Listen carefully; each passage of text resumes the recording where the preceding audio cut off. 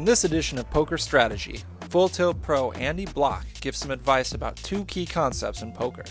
The first topic is pot odds. Well, pot odds is how much you can win in the pot, in the total pot, divided by how much you have to put in. So how many times your bet or your call you can win from the pot.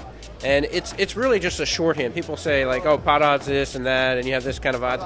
Everything, all this stuff in poker is kind of a shorthand to try to figure out whether you have the right equity to make the play.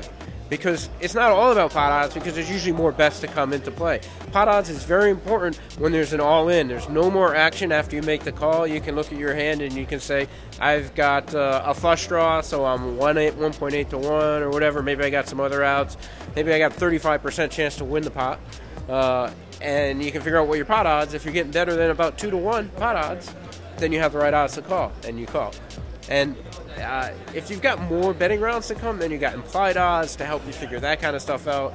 You also have a chance that you can bluff your opponent out. There's also obviously some chance that you already have the best hand and you're not worried about drawing. So it's a lot more poker's a lot more complicated than pot odds, but it will help you get close to the right decision. So as Bloch said, pot odds is all about figuring if you are getting the immediate right price to call based on your estimated chance of winning. But he also mentioned implied odds, a concept which he explained in more detail. Well, pot odds is about what the pot is right now, and implied odds is looking into the future and saying, well, what might happen on the next street? If I hit my hand, if I hit my flush, am I going to get paid off? Am I going to get paid more bets? And sometimes you know, like, your opponent might have a big hand, and you got that sense, and you figure, well, if I hit my hand, I'm going to get all of his chips too, or be able to double up. And then you have, that's what's called implied odds. Or, pre-flop, you might think, I'm going to call with pocket fives, trying to flop a set.